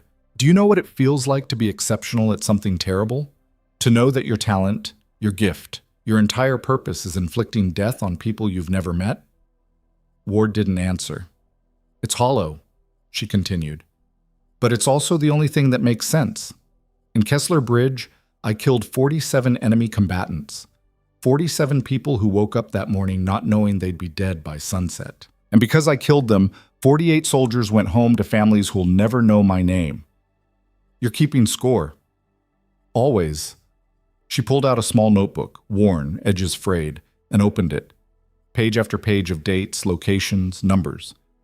Every mission, every kill, every rescue. I write it down. So when I finally can't do this anymore, I'll know whether it was worth it. Ward stared at the notebook. And? Is it? She closed it slowly. Ask me when I'm 30. They sat in silence for a moment. The drunk in the corner snored. The bartender polished glasses. Why are you telling me this? Ward asked. After 3 years of silence, why now? Because you're the first person who ever looked at me like I was human. She said it simply, without emotion. In Kesler Bridge, when you asked my name, when you told me I needed medical attention, when you looked concerned. She paused. No one's looked concerned about me in a long time. Ward felt something crack in his chest. What happened after we left? He asked quietly. After the helicopters? I stayed, cleaned up loose ends, eliminated the remaining command structure, burned the evidence. She flexed her left shoulder unconsciously. Then I walked 18 kilometers to an extraction point with a bullet wound that was starting to go septic. Spent 2 weeks in a black site medical facility. No visitors, no questions, just antibiotics and silence. And then? And then they sent me to Somalia, then Yemen, then back to Syria. She looked tired. It never stops, Ward. The wheel just keeps turning. You could stop it. Walk away. Could I? She tilted her head. What would I do? Get a normal job? Pretend I didn't spend 7 years perfecting the art of killing?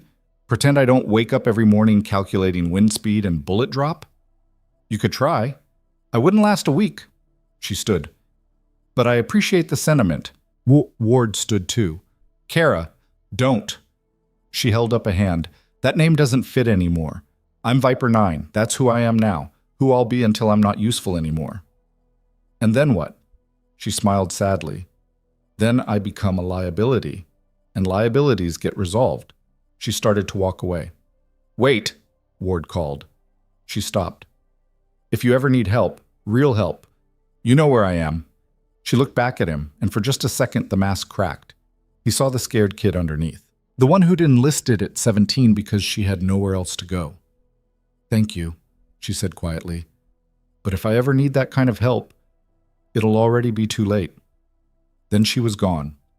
Ward sat back down, staring at his cold coffee, feeling the weight of what he'd just learned. Somewhere, a phone was ringing in a black budget office, and someone like Cara Sloan was answering. 2 weeks later, Ward was in the middle of a land navigation class when his phone buzzed. Unknown number. Against every instinct, he answered, Ward. The voice was male, older, authoritative. Not Vance, someone else. Who is this? My name is irrelevant. What is relevant is that you had contact with Asset Viper 9 approximately 14 days ago. Unauthorized contact. Ward's blood went cold. I don't know what... Don't insult me with denials, Sergeant. We have surveillance footage from the bar. Audio recordings of your entire conversation. We know everything. Ward forced himself to stay calm. Then you know she initiated contact, not me. Irrelevant. The asset has been compromised. She disclosed classified information to an unauthorized individual. This constitutes a breach of protocol. She didn't tell me anything that... She told you her real name, her history, details about the program. The voice was cold, clinical. That alone warrants termination. Ward's chest tightened. Termination of what? Her contract? Silence. Then, we need you to make contact again. What? The asset has gone dark, missed her last 3 check-ins. We need someone she trusts to draw her out. I'm not doing that. You are. Or we'll classify you as an active threat to national security, along with everyone you've ever served with, Chen, Ramirez, Hale, Masters, all of them. Ward's hands clenched into fists. You're threatening me. I'm informing you of consequences. There's a difference. A pause. You have 48 hours to make contact and report her location. After that, alternative measures will be implemented. Measures that are significantly less precise. The line went dead. Ward stood in the middle of the training field, phone still pressed to his ear, mind racing. They wanted him to betray her, set her up for termination, after everything she'd done, everything she'd sacrificed.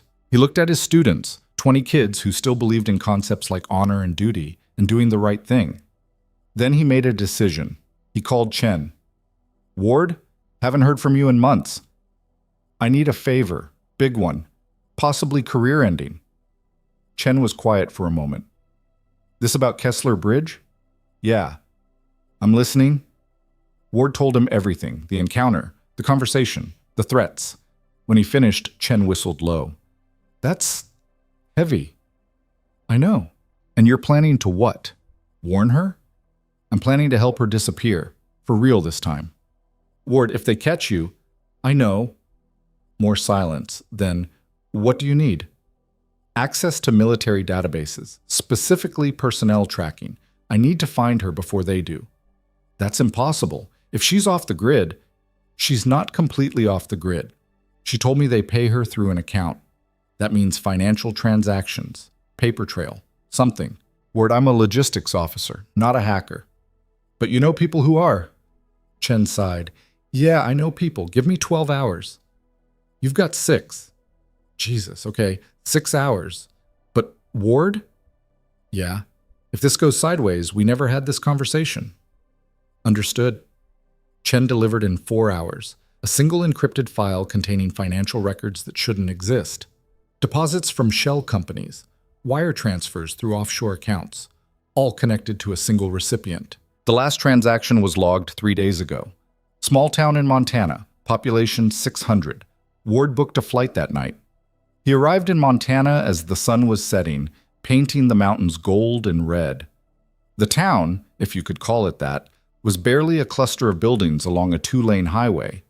Gas station, diner, motel with a flickering vacancy sign. Ward rented a room and started searching. It took him 6 hours and 3 local bars before someone mentioned the quiet woman who'd rented a cabin up in the hills. Kept to herself. Paid cash. No questions. He found the cabin just after midnight. It sat alone on a ridge, surrounded by pine trees, no lights visible. Ward approached carefully, hand near his sidearm, scanning for traps or sensors. The front door was unlocked. Inside, the cabin was sparse. Single room, bed, table, wood stove. And sitting in a chair by the window, rifle across her lap, was Cara Sloan. "Took you long enough," she said without turning. Ward exhaled. "You knew I was coming?" "I know everything, Ward. It's what I do." She looked back at him. "They sent you to find me." "Yes." "To set me up." "Yes." "And instead, you're here to warn me." "Yes." She smiled tiredly. Stupid, but appreciated. Ward closed the door behind him. "They said you missed check-ins." "I did." "Why?" "Because I'm tired." She set the rifle down. 7 years, 17 missions, 248 kills. "I'm tired, Ward." "So you're just stopping?" "I'm trying to figure out if that's even possible." She stood, moved to the window. "Every time I close my eyes, I see them. The targets, the rescues, the ones I saved and the ones I killed. It's all mixed together now. I can't tell the difference anymore." Ward approached slowly. "You're human, Cara. You're allowed to break." "Am I?" She laughed bitterly. "Because according to my file, I'm Asset Viper 9. Tools don't break, they just get replaced." "You're not a tool." "Then what am I?" Ward didn't have an answer. She turned to face him.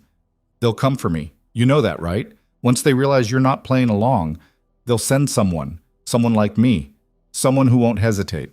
Then we run. Both of us." "Run where?" "I'm flagged in every database, every airport, every border crossing." Then we go off-grid."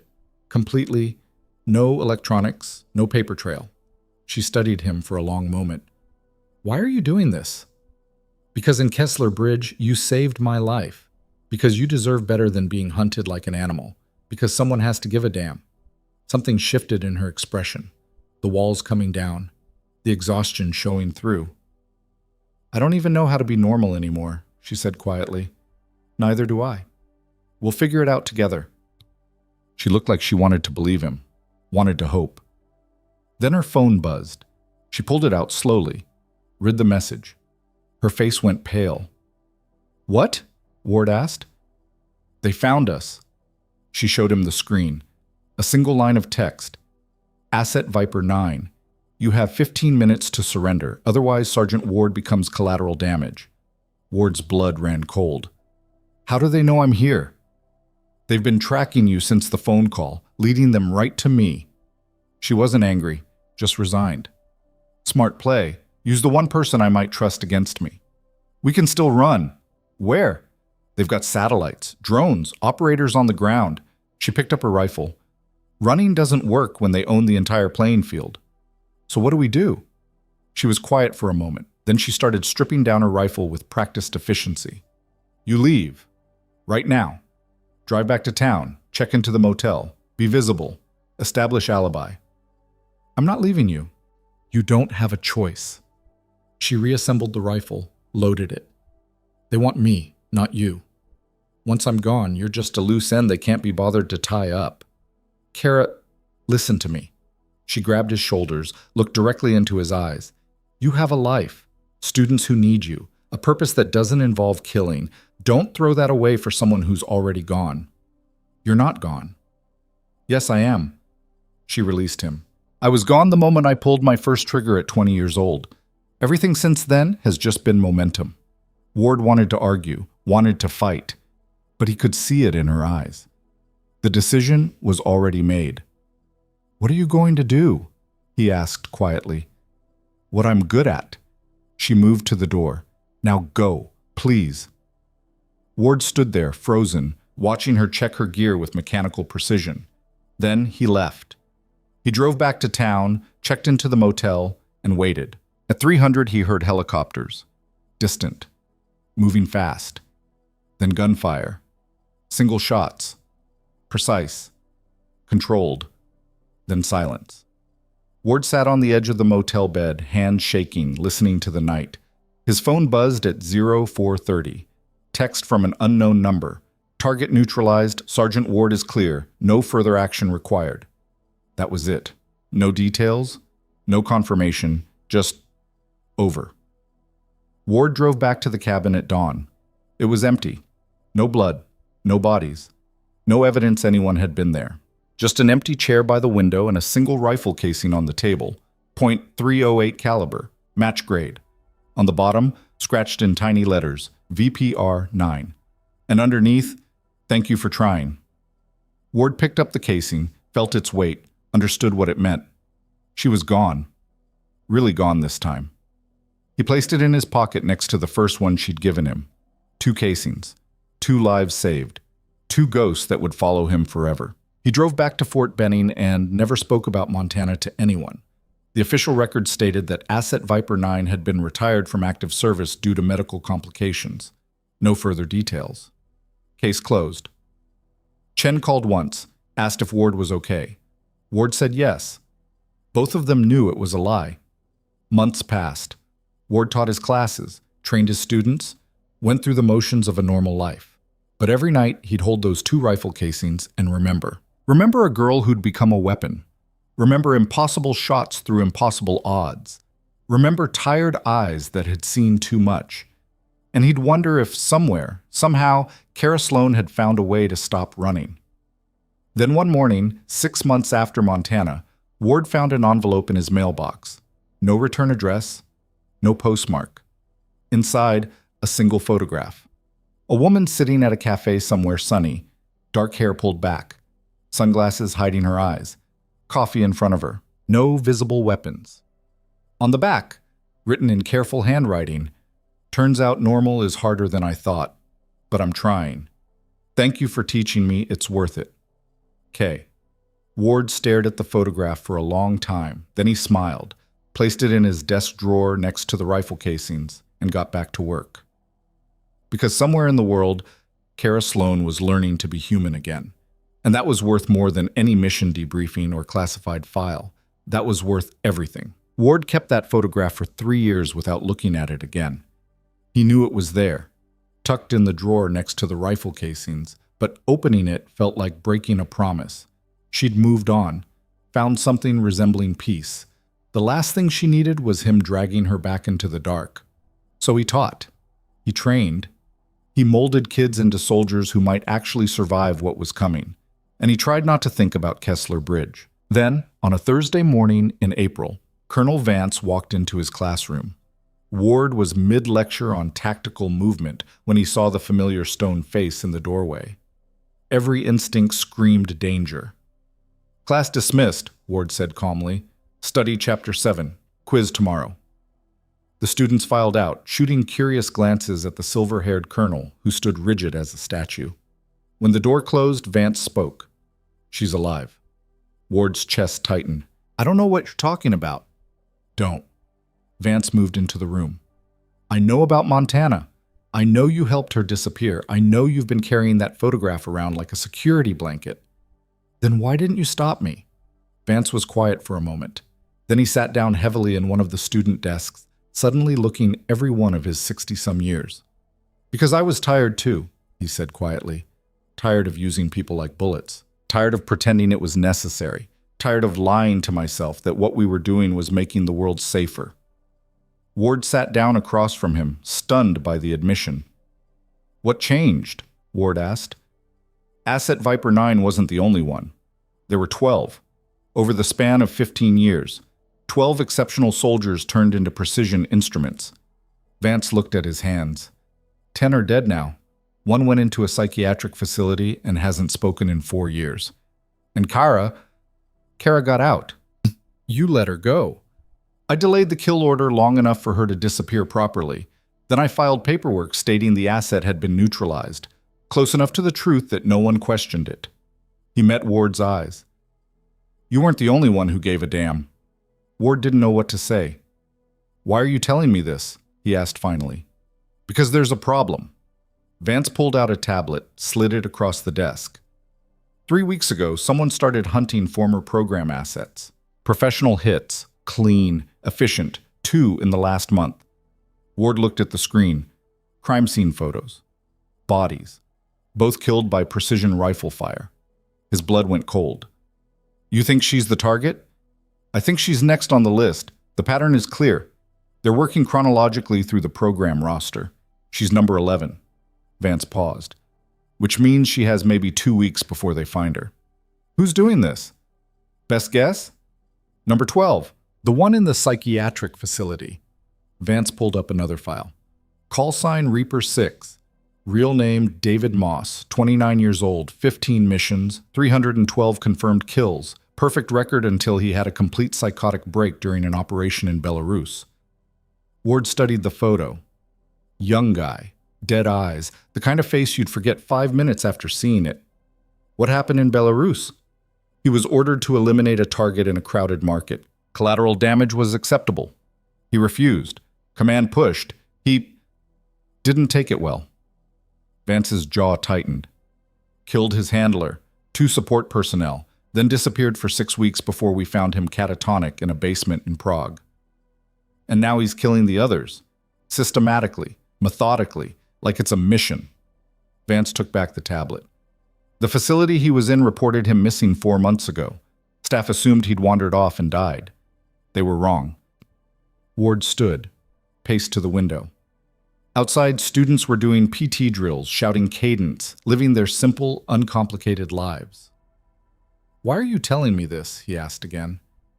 If this is official business, it's not. Officially, the program doesn't exist. The assets don't exist. Moss doesn't exist. Vance stood too. Unofficially, I need someone I trust to find Cara before Moss does. Someone she'll actually listen to. And you think that's me? I think you're the only person she ever showed her real face to. That has to count for something. Ward turned back to him. What happens if I find her? You warn her. You help her disappear again, deeper this time. Vance's expression softened slightly. Or you convince her to end this, permanently. End what? Moss. He won't stop until every name on that list is crossed off, including his own, probably. Someone has to put him down. Vance paused. And there's only one person left who's better than him. Ward felt sick. You want me to turn her back into a weapon. I want to give her a choice, stay hidden and hope Moss doesn't find her, or face him and end it on her terms. Vance moved toward the door. Either way, she deserves to know what's coming. How do I find her? Vance pulled out a piece of paper, handwritten. Last known location was Greece. Small island. Population under 1,000. She's been there 8 months. Working at a bakery, if you can believe that. Ward took the paper, stared at the coordinates. You have 1 week, Vance said. After that, I'm officially retiring. Whatever happens after that is no longer my problem. He left. Ward stood alone in the empty classroom, holding coordinates to a woman who'd tried so hard to become invisible. He booked a flight that afternoon. The island was beautiful in a way that hurt to look at. White buildings against blue water, sun so bright it bleached everything clean. Ward arrived on a ferry that smelled like diesel and salt, carrying a single backpack and a weight in his chest he couldn't name. Finding the bakery took less than an hour. Small shop on a narrow street, flower boxes in the windows, the scent of fresh bread drifting into the air. He stood outside for 10 minutes, trying to figure out what to say. Then the door opened and she was there. She looked different. Hair longer, lighter from the sun. No tactical gear, just a simple dress and an apron dusted with flour. Face relaxed in a way he'd never seen. She looked happy. Then she saw him, and the happiness died. No, she said quietly. No, no, no. Cara, you shouldn't be here. She looked around frantically, like the street itself might be watching. You need to leave, right now. I need to talk to you. There's nothing to talk about. I'm out. I'm done. Moss is hunting you. She froze, color draining from her face. Inside, she said quietly. Now. The bakery's back room was small and cluttered with supplies. She locked the door, pulled the shade, then turned to face him. Explain. Ward told her everything. Vance's visit, the murders, the timeline. When he finished, she sat down hard on a flour sack, head in her hands. I knew it was too easy, she said. 8 months of peace. I knew it couldn't last. Vance thinks you have 2 weeks, maybe less. Vance is optimistic. She looked up at him. Moss was always better at tracking than killing. If he's been hunting for 4 months, he already knows where I am. He's just waiting. For what? For the right moment. The perfect shot. He's a perfectionist. She stood, paced the small room. How many has he killed? 2 confirmed. Then he's saving me for last. The grand finale. She laughed bitterly. I'm honored. Ward grabbed her shoulders, made her look at him. This isn't a joke. He will find you. He will kill you, unless you run or you fight. I can't run anymore. I'm tired of running. Then fight. She pulled away from him. I don't want to fight. I don't want to kill anyone ever again. I want to make bread and watch sunsets and pretend I'm normal. You can't pretend your way out of this. Watch me. She moved to the door. Thank you for the warning. Now leave. Go back to your students. Forget you ever knew me. I can't do that. Yes, you can. It's easy. Just walk away. Like you walked away from Kesler Bridge? From all those soldiers who would have died without you? She turned on him, eyes flashing with something dangerous. That's different. How? Because they were innocent. They didn't choose this life. They didn't spend 7 years turning themselves into monsters. Neither did you. Ward stepped closer. You were 19 years old, a kid. They took advantage of that, molded you into something you never asked to be. I pulled the triggers, Ward, every single one, 248 times. Her voice cracked. You don't get to absolve me of that. I'm not trying to absolve you. I'm trying to save your life. Maybe it's not worth saving. The words hung in the air between them. Ward felt something break in his chest. You don't mean that. Don't I? She looked at him with those tired eyes. What's my life worth, Ward? Really? I'm 26 years old. I've killed more people than I've had conversations with. I have no family, no friends, no future beyond this tiny island where I pretend to be someone I'm not. You have me. She went very still. What? You have me, Ward repeated. You always have. Since Kesler Bridge. Since Montana. Since every moment in between. He moved closer. You saved my life. Let me return the favor. You don't know what you're saying. I know exactly what I'm saying. You're not alone in this. You never were. She looked like she wanted to believe him, wanted to hope. Then her expression hardened. If I fight Moss, one of us dies. Probably both. Is that what you want? I want you alive. Even if it means I become that person again, that weapon? Ward met her eyes. You were never just a weapon. You were a soldier trying to save lives. There's a difference. She was quiet for a long moment. Then she went to a cabinet in the corner, pulled out a rifle case. Inside her Remington 700, cleaned, oiled, ready. I told myself I'd never touch this again, she said quietly, that I'd left that part of me in Montana. But you kept it. I kept it. She ran her hand along the stock. Just in case. In case of what? In case the monsters came back. She looked at him. They always come back. Ward moved beside her. Then we faced them together. This isn't your fight. Yes, it is. The moment I decided to find you, it became my fight. She studied him for a long moment. Then she closed the rifle case. Moss is good, Ward, better than good. He'll see us coming from a mile away. Then we don't let him see us coming. And how do we do that? Ward thought about it. About 7 years of teaching tactics to students. About every lesson learned in Kesler Bridge. We use his perfectionism against him, Ward said slowly. He's waiting for the perfect shot, the perfect moment. So we give it to him. Controlled circumstances. Our terms. A trap. A trap. She smiled slightly. You've gotten devious in your old age. I learned from the best. They spent 3 days preparing. Ward rented a villa on the far side of the island. Isolated, high ground, clear sight lines in all directions. They studied the terrain, calculated angles, established fallback positions.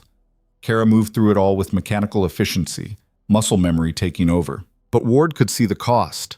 Every time she checked her rifle, every time she calculated wind speed, a little more of the light died in her eyes. She was becoming Viper 9 again. On the third night, she found him on the villa's terrace, looking out at the dark water. "You should go," she said quietly. "We've been over this." "I'm serious, Ward. When Moss comes, it's going to be ugly. Fast, final. You don't need to see that." "I'm not leaving you alone." She sat down beside him. "Why are you really here? And don't say it's to save my life. There's something else." Ward was quiet for a long moment. Then, "After Kesler Bridge, I couldn't sleep.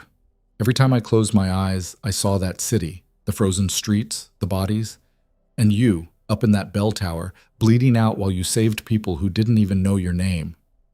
That was my job. No, it was your choice. You could have walked away, could have let us all die, but you didn't." He looked at her. "You taught me something in that city, about what it means to carry weight, to do impossible things because someone has to, and I've been trying to live up to that ever since." "Ward, so yes, I'm here to save your life, but I'm also here because you matter, not as a weapon, not as an asset, as a person who deserves better than dying alone on some island because a broken man can't let go of his demons." She didn't say anything, just looked at him with those tired eyes. Then she leaned against his shoulder, and they sat in silence, watching the stars. Moss came on the fourth day. Ward was checking the perimeter when he felt it, that crawling sensation between his shoulder blades, the weight of being watched. He keyed his radio. "Cara, he's here." Her voice came back calm. "I know, Northeast Ridge, 800 meters. He's been there for 20 minutes. Why hasn't he taken the shot?" "Because you're in the way. He wants me alone." Ward's chest tightened. "That's not happening. It has to. It's the only way this ends. Cara." "Go inside, Ward, lock the doors, stay away from the windows." "I'm not hiding while you—" "Yes, you are." Her voice was firm, final. "This is my fight. Let me finish it."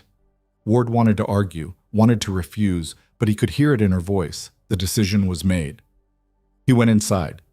Through the window, he watched her step out onto the terrace, rifle in hand. No cover, no concealment. Just her and 800 meters of open space between her and a man who wanted her dead. She raised the rifle slowly, sighted through the scope. Then she spoke into the radio, knowing Moss would be listening. "I'm not who I was, David." Silence. Then a voice. Male. Hollow. Dead. "Neither am I." "Then why are you doing this?" "Because they made us into killers. And killers only know one way to end things. We can walk away. Both of us. Right now. Just walk away." I tried that. Spent 18 months in a white room trying to remember who I was before. Couldn't find him. He's gone. They killed him when they put a rifle in my hands. "He's not gone. He's just buried. We can dig him out." Moss laughed. Bitter. Broken. "You really believe that?" "I have to. Otherwise, everything we did was for nothing." "It was for nothing. 248 kills, 312 kills, thousands between all of us. And for what? The world didn't get safer. It just got darker. Then let's stop making it darker." Silence. Ward watched through the window, barely breathing. Cara lowered her rifle slightly. "Put it down, David, please. We don't have to do this." "Yes, we do." His voice was sad, resigned. "Because if I don't kill you, someone else will, and they won't give you the mercy of a clean death. Then we fight them together. I'm tired of fighting. So am I. Then let's both rest." Ward saw it a split second before it happened. The angle shifting, the shadows moving. Moss wasn't on the Northeast Ridge. He was closer. Much closer. Ward threw open the door, shouted a warning. The shot came. Not at Cara. At Ward. The round hit the doorframe inches from his head, showering him with splinters. Cara spun, rifle already tracking. She found Moss in under a second, 300 meters, partially concealed behind rocks. Their eyes met across the distance. Then they both fired. Twin cracks echoing across the island. Moss's shot went wide, thrown off by Cara's round impacting next to him. Cara's shot hit center mass. Moss fell. Cara was already moving, sprinting across the open ground with Ward close behind. They found him bleeding out behind the rocks. The shot had gone through his chest, missing the heart but shredding a lung. He looked up at them, blood on his lips, and smiled. Good. Shot. Cara knelt beside him, hands shaking. I'm sorry. Don't be. You gave me what I wanted. He coughed, red spray. An ending. It didn't have to be like this. Yes, it did. His eyes found Ward. Take care of her. She deserves better than this. Ward nodded, throat tight. Moss looked back at Cara. Do you ever wonder how many we saved? Every day. Was it worth it? She was quiet for a long moment. Then she took his hand. I don't know yet. Ask me when I'm 30. Moss laughed, wet, painful. Still, keeping score. Always. His breathing slowed, became shallow. Cara, one more thing. Yeah? The others. The ones he killed. They're at peace now. No more missions, no more nightmares. He squeezed her hand weakly. Maybe we all win, in the end. Then he was gone. Cara stayed kneeling beside him for a long time, holding the hand of a man who'd been both monster and victim. Finally, Ward helped her stand. We need to call this in, he said quietly. No. Cara, no. She looked at him with red eyes. We bury him here, quietly. Let him rest. No paperwork, no reports, no one turning him into a statistic. Vance will have questions. Let him have them. I'm done giving answers to people like Vance. She wiped her eyes. David was right. The program killed us all. Some of us just kept walking around afterwards. They buried Moss on a hillside overlooking the water, just as the sun was setting. No ceremony, no words, just two people saying goodbye to a ghost. When it was done, Cara threw her rifle into the sea. Ward watched it disappear beneath the waves. You sure? He asked. I'm sure. No more. I'm done. Moss said someone else will come. Then someone else will die disappointed. I'm not doing this anymore. Not for Vance, not for the program, not for anyone. She turned to him. I'm choosing life. Real life. Messy, complicated, normal life. What about Greece? Too many memories now. She looked back at the villa. I was thinking maybe the States. Somewhere quiet. Somewhere I can bake bread and watch sunsets and pretend I'm boring. Ward smiled slightly. You'll never be boring. I can try. They stood in silence, watching the sun paint the water gold. Ward? Yeah? Thank you. For coming. For staying. For giving a damn when no one else did. Always. She took his hand, small fingers wrapping around his. What happens now? She asked. Now we go home. Build something better. Try to remember what it feels like to be human. Think it's possible? I think if anyone can figure it out, it's you. She smiled, a real smile this time, tired but genuine. Then let's find out. 6 months later, Ward stood in a small bakery in Vermont, watching Cara teach a kid how to knead dough. Her hands were gentle, patient, nothing like the hands that had held a rifle for 7 years. The bell above the door chimed, and Vance walked in. Cara looked up, saw him, and went still. Vance raised his hand slightly. I'm not here to bring you back. Then why are you here? To apologize. He moved to the counter. And to tell you that the program is officially dissolved, all records destroyed, all remaining assets given full discharge with clean records.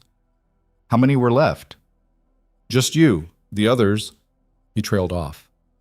Cara nodded slowly. And Moss? Officially listed as deceased. No next of kin. No questions. Vance pulled out an envelope. This is yours. Settlement for services rendered. It's not much, but it's clean money. No strings. She took it without looking inside. Why now? Because I'm old and tired and sick of pretending that what we did was necessary. He looked around the bakery. This suits you better. It does. Vance turned to leave, then paused. For what it's worth, I'm sorry. For all of it. You deserve better. We all did. He nodded once and left. Cara set down the envelope and went back to teaching the kid about bread. Ward watched from the doorway, feeling something settle in his chest. Not closure exactly, just acceptance. She caught his eye and smiled. And in that smile, Ward saw the future. Not the one written in classified files or mission debriefs, the one she was choosing for herself. One day at a time, one loaf of bread at a time, one sunset at a time, until the girl who'd been a weapon became the woman who'd survived one. 3 years after Vermont, Ward received one final message, a postcard from somewhere tropical, no return address. On the back, written in careful handwriting, I'm 30 now, asked myself the question, the answer, it was worth it, every mission, every shot, every moment of pain, because it led me here. To peace, to you, to a life I never thought I'd have. Thank you for helping me find it. K. Ward pinned the postcard to his office wall, next to the 2 rifle casings and the photograph from Greece. Reminders of a girl who'd saved 48 lives and learned to save her own. And every morning, when he trained his students, he'd tell them the same thing. Never underestimate quiet strength. The ones who say the least often carry the most power. And sometimes, the greatest victory isn't defeating the enemy. It's choosing not to become one. They never understood what he meant, but Ward knew. And somewhere, baking bread under a foreign sun, Cara knew too. That was enough. Never underestimate quiet strength. The ones who say the least often carry the most power.